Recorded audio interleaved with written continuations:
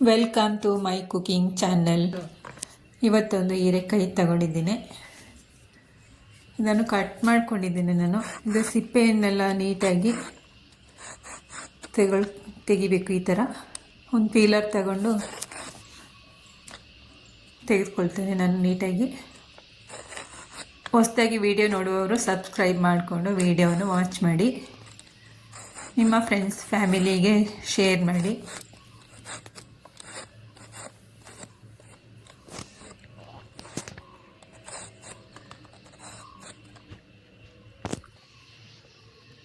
ಎಲ್ಲವೂ ನೀಟಾಗಿ ಸಿಪ್ಪೆ ತೆಗೆದ ನಂತರ ಸಣ್ಣ ಸಣ್ಣದಾಗಿ ಕಟ್ ಮಾಡಿಕೊಳ್ಬೇಕು.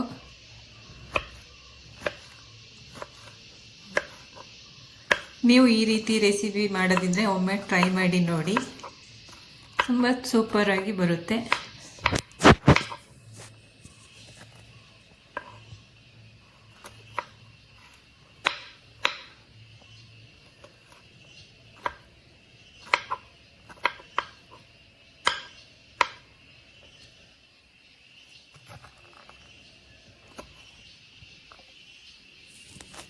ಎಲ್ಲವನ್ನು ಕಟ್ ಮಾಡಿ ನೀಟಾಗಿ ವಾಶ್ ಮಾಡ್ಕೊಂಡಿದ್ದೇನೆ ನಾನು ಹೀರೆಕಾಯಿಯನ್ನು.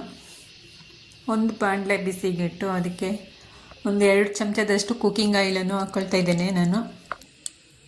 ಬಿಸಿ ಆದ ನಂತರ ಸಾಸಿವೆಯನ್ನು ಸಹ ಹಾಕ್ಕೊಂಡಿದ್ದೇನೆ. ಒಂದು 4-5 ಎಸಳು ಜಜ್ಜಿರುವಂತಹ ಬೆಳ್ಳುಳ್ಳಿ ಎಸಳನ್ನು ಹಾಕ್ಕೊಂಡಿದ್ದೇನೆ. ಒಂದು ಅರ್ಧ ಚಮಚದಷ್ಟು ಜೀರಿಗೆಯನ್ನು ಸಹ ಹಾಕ್ಕೊಂಡಿದ್ದೇನೆ. ಜಜ್ಜಿರುವಂತಹ ಚಿಕ್ಕ ಮೆಣಸಿನಕಾಯಿಯನ್ನು ಸಹ ಹಾಕ್ಕೊಂಡಿದ್ದೇನೆ. ನೀವು ಮಾಮೂಲಿ ಮೆಣಸಿನಕಾಯಿ ಹಾಕ್ಕೋಬೋದು, ಇಲ್ಲಾಂದರೆ ರೆಡ್ ಚಿಲ್ಲಿ ಪೌಡರನ್ನು ಸಹ ಹಾಕ್ಕೊಳ್ಬೋದು. ಒಂದು ಆನಿಯನ್ ಕಟ್ ಮಾಡಿ ಹಾಕ್ಕೊಂಡಿದ್ದೇನೆ ನಾನು. ಒಂದು ಟೊಮೆಟೊ ಹಣ್ಣನ್ನು ಹಾಕ್ಕೊಂಡಿರ್ತೇನೆ. ಎಲ್ಲವನ್ನು ನೀಟಾಗಿ ಸ್ವಲ್ಪ ಎಣ್ಣೆಯಲ್ಲೇ ಬಾಡಿಸ್ಕೊಳ್ಬೇಕು.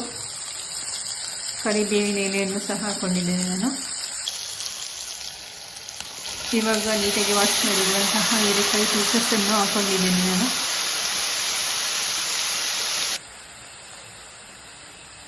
ರುಚಿಗೆ ತಕ್ಕಷ್ಟು ಉಪ್ಪನ್ನು ಸೇರಿಸ್ಕೊಳ್ತಿದ್ದೇನೆ ನಾನು. ಒಂದು 1/4 ಚಮಚದಷ್ಟು ಅರಿಶಿಣದ ಪೌಡರನ್ನು ಸಹ ಹಾಕ್ಕೊಂಡಿದ್ದೇನೆ ನಾನು.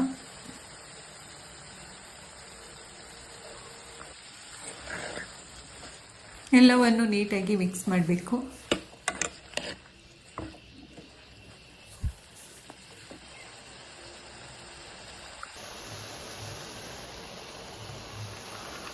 ಈಗ 1 ಬೌಲಷ್ಟು ಮೊಳಕೆ ಕೆಟ್ಟಿರುವಂಥ ಹೆಸರು ಕಾಳನ್ನು ಹಾಕ್ಕೊಳ್ತಾ ಇದ್ದೇನೆ.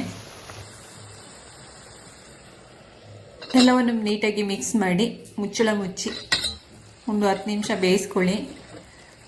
ಹೀರೆಕಾಯಿಯಲ್ಲಿ ನೀರಿನ ಅಂಶ ಇರುವ ತರಕಾರಿ, ಅದರಿಂದ ನೀರು ಬಿಟ್ಕೊಳ್ಳುತ್ತೆ.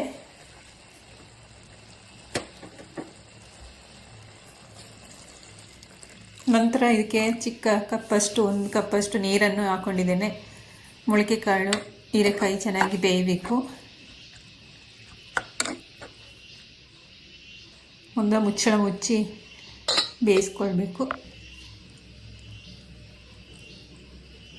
ನಾನು ನಿಂಬೆ ರಸವನ್ನು ಆ್ಯಡ್ ಮಾಡ್ತಿದ್ದೇನೆ. 1 ಬೌಲಷ್ಟು ತೆಂಗಿನ ತುರಿಯನ್ನು ಸಹ ಹಾಕ್ಕೊಂಡಿದ್ದೇನೆ ನಾನು.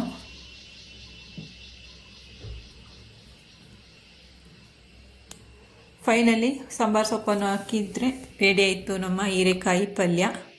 ರೊಟ್ಟಿ, ಚಪಾತಿ, ದೋಸೆ ಎಲ್ಲ ಕಾಂಬಿನೇಷನ್ಗೂ ಸೂಟ್ ಆಗುತ್ತೆ. Thank you for watching. ಎಲ್ಲರಿಗೂ ಬಾಯ್.